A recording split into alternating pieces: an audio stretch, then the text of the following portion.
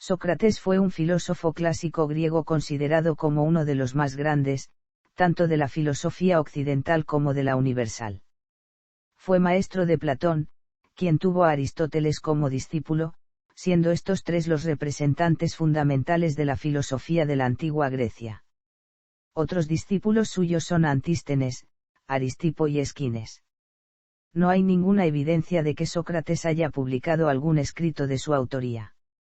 Detalles de su vida son conocidos gracias a tres fuentes contemporáneas, los diálogos de Platón, las obras de Aristófanes y los diálogos de Jenofonte.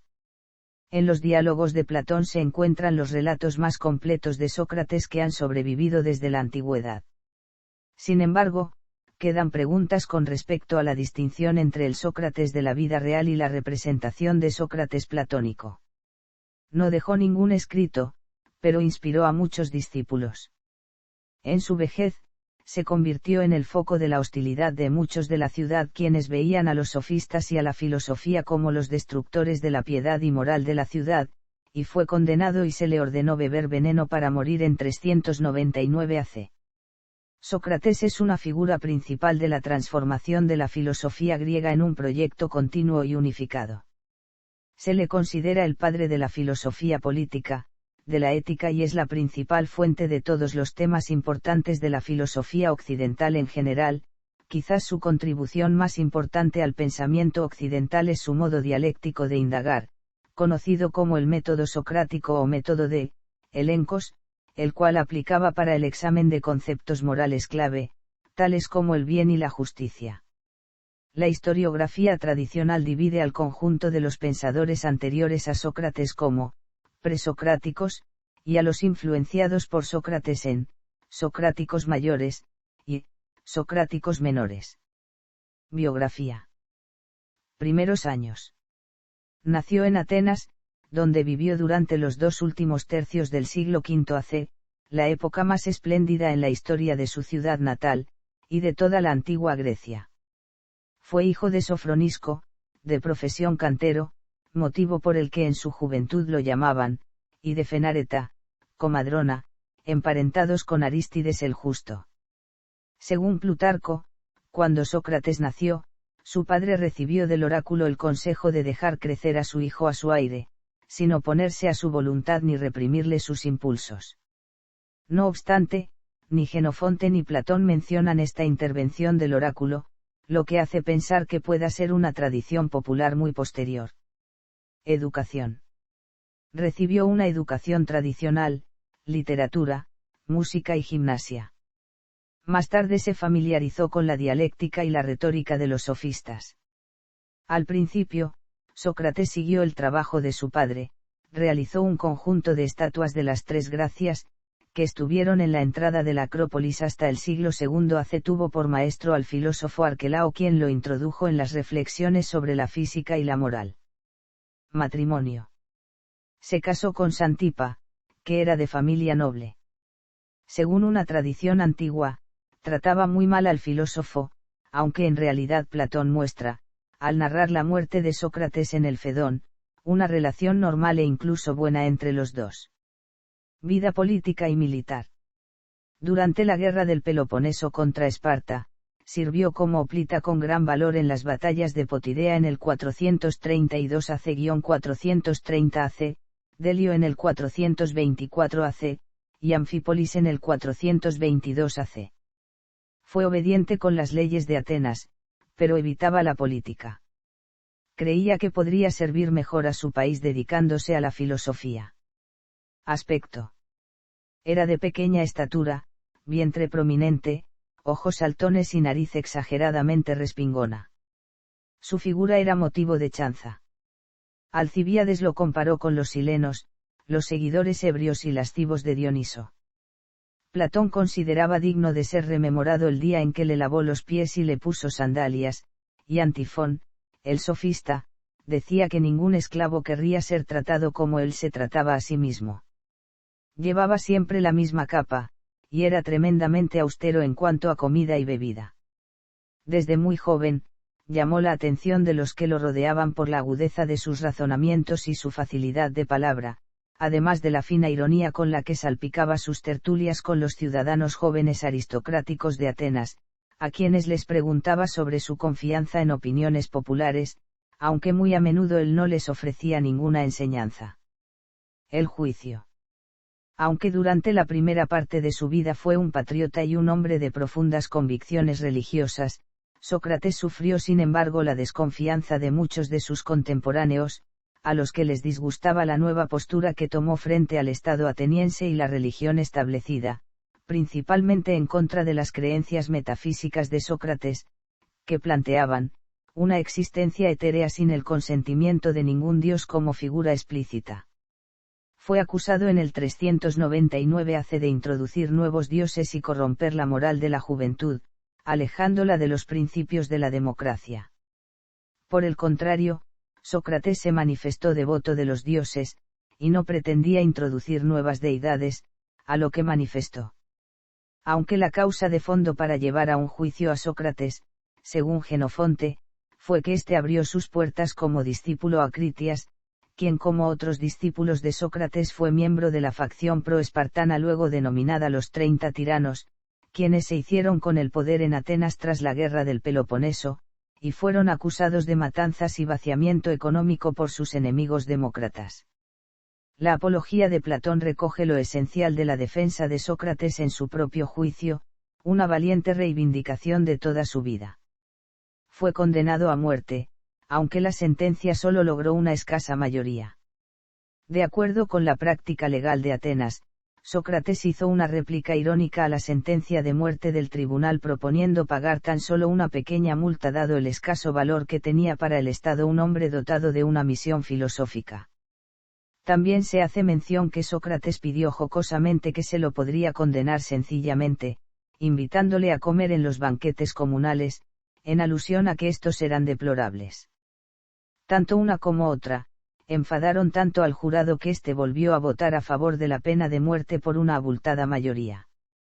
Los amigos de Sócrates propusieron pagar una fianza, e incluso planearon su huida de la prisión, pero prefirió acatar la ley y murió por ello.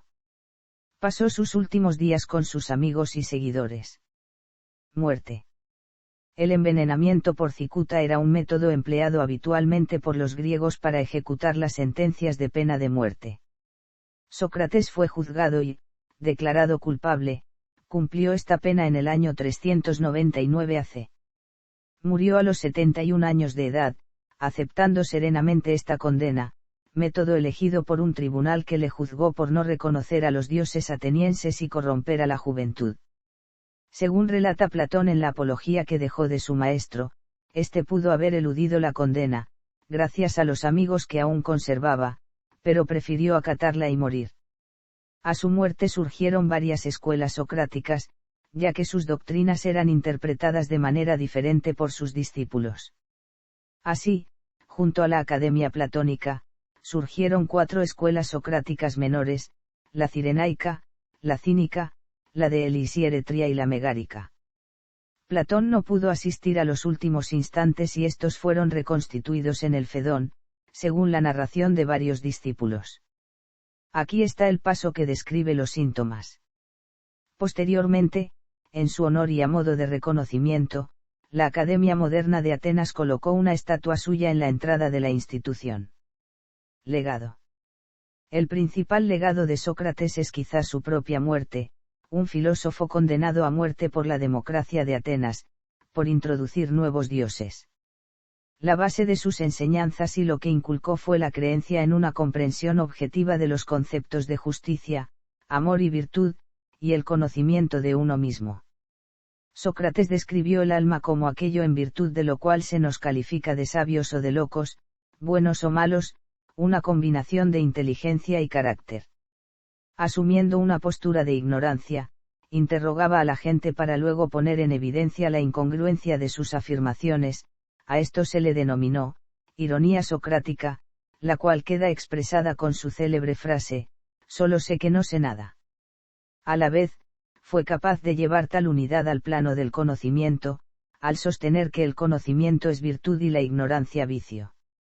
Su inconformismo lo impulsó a oponerse a la ignorancia popular y al conocimiento de los que se decían sabios, aunque él mismo no se consideraba un sabio, aun cuando uno de sus mejores amigos, Querefonte, le preguntó al oráculo de Delfos si había alguien más sabio que Sócrates, y la pitonisa le contestó que no había ningún griego más sabio que él. Al escuchar lo sucedido, Sócrates dudó del oráculo, y comenzó a buscar a alguien más sabio que él entre los personajes más renombrados de su época, pero se dio cuenta de que en realidad creían saber más de lo que realmente sabían. Filósofos, poetas y artistas, todos creían tener una gran sabiduría, en cambio, Sócrates era consciente tanto de la ignorancia que le rodeaba como de la suya propia. Esto lo llevó a tratar de hacer pensar a la gente y hacerles ver el conocimiento real que tenían sobre las cosas. Creía que todo vicio es el resultado de la ignorancia y que ninguna persona desea el mal, a su vez, la virtud es conocimiento y aquellos que conocen el bien actuarán de manera justa. Su lógica hizo hincapié en la discusión racional y la búsqueda de definiciones generales.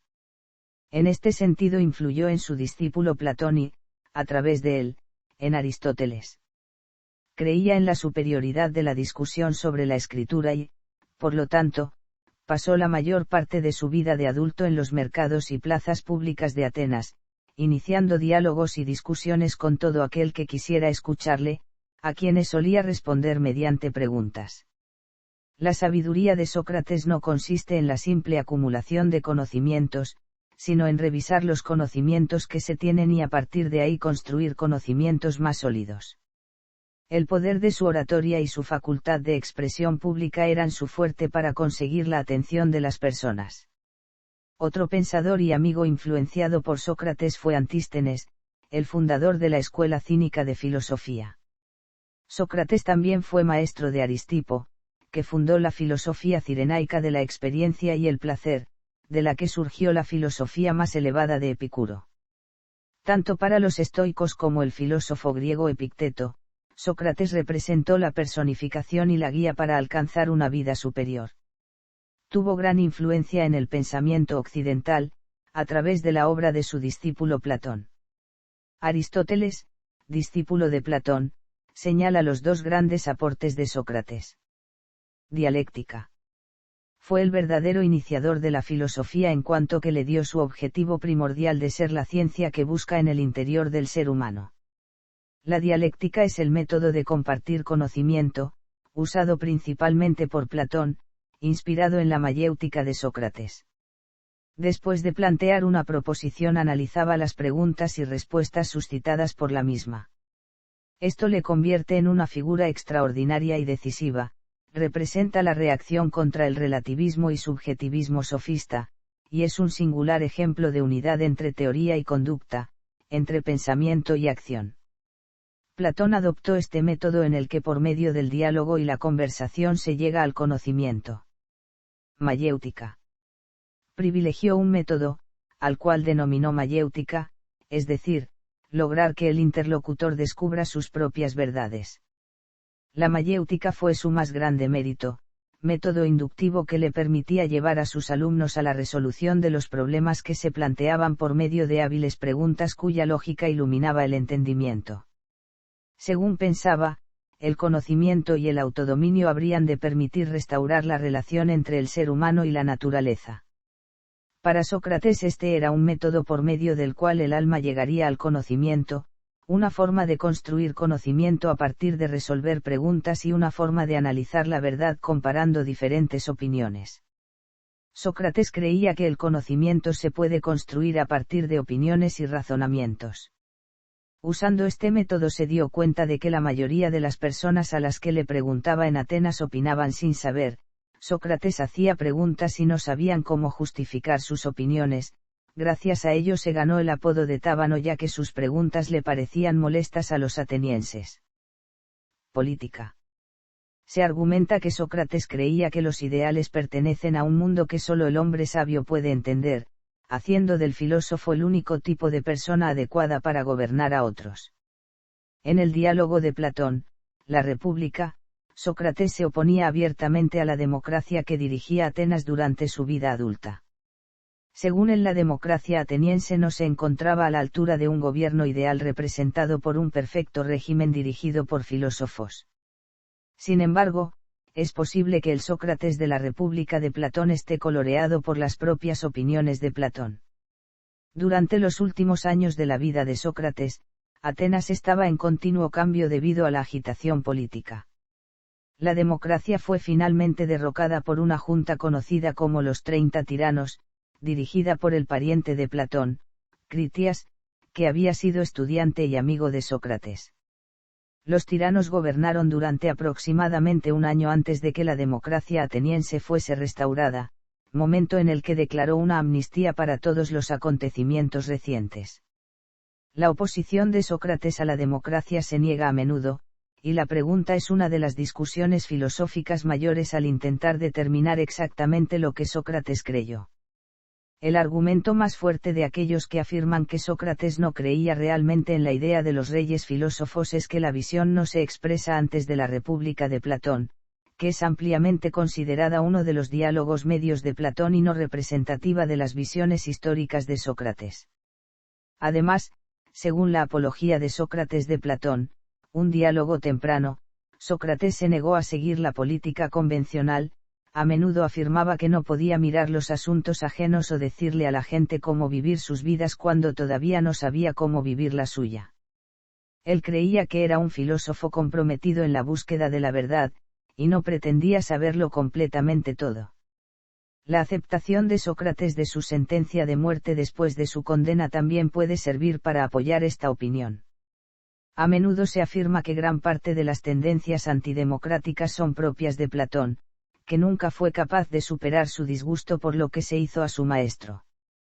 En cualquier caso, es claro que Sócrates pensó que las leyes de los 30 tiranos eran también objetables. Cuando se le llamó para ayudar en la detención de un compañero ateniense, Sócrates se negó y escapó por poco de la muerte antes de que los tiranos fueran derrocados. Sin embargo, cumplió su deber de servir como Prytanis cuando se juzgó a un grupo de generales que presidieron una desastrosa campaña naval. Incluso entonces, mantuvo una actitud intransigente, siendo uno de los que se negaron a proceder de una manera no respaldada por las leyes, a pesar de la intensa presión. A juzgar por sus acciones, consideró las leyes de los 30 tiranos menos legítimas que el Senado democrático que lo condenó a muerte. El aparente respeto de Sócrates por la democracia es uno de los temas enfatizados en la obra de 2008, Sócrates on Trial de Andrew David Irvine. Irvine sostiene que fue debido a su lealtad a la democracia ateniense por lo que Sócrates estuvo dispuesto a aceptar el veredicto de sus conciudadanos. Como dice Irvine, durante un tiempo de guerra y gran revuelo social e intelectual, Sócrates se sintió obligado a expresar sus puntos de vista abiertamente, sin importarle las consecuencias, por lo que hoy se le recuerda no solo por su ingenio agudo y su alto nivel ético sino también por su lealtad al punto de vista de que en una democracia la mejor manera de que un hombre se sirva a sí mismo, a sus amigos y a su ciudad incluso durante tiempos de guerra es ser leal y hablar públicamente de la verdad. Obras. Sócrates no escribió ninguna obra porque creía que, cada uno debía desarrollar sus propias ideas. Conocemos en parte sus ideas desde los testimonios de sus discípulos, Platón, Jenofonte, Aristipo y Antístenes, sobre todo. Tampoco fundó una escuela regular de filosofía. Todo lo que se sabe con certeza sobre sus enseñanzas se extrae de la obra de Platón, que atribuyó sus propias ideas a su maestro, y describió a Sócrates escondiéndose detrás de una irónica profesión de ignorancia, conocida como ironía socrática, con gran ingenio y agudeza mental. Además de los discípulos mencionados, tuvo otros discípulos y oyentes, entre los que pueden recordarse a Euclides de Megara, Fedón de Elis y Esquines de Esfeto. Fuentes. Dado que Sócrates no escribió ninguna obra, nos podemos acercar a su figura por medio de 4 fuentes. La comedia de Aristófanes, Las nubes, que fue escrita cuando Sócrates tenía solamente 41 años, ridiculizándolo y colocándolo en el lugar de los sofistas. Los diálogos de Platón como material más importante. Los escritos de Jenofonte en los que habla de Sócrates, los cuales, no obstante, contienen errores históricos y geográficos. Y finalmente, las menciones de Aristóteles a lo largo de todas sus obras, no lo conoció directamente, pero tradicionalmente se considera que su recuento es el más objetivo, al ser este discípulo de Platón. Aristófanes. None. Platón. None. Genofonte. None. Sócrates en el arte. Esculturas.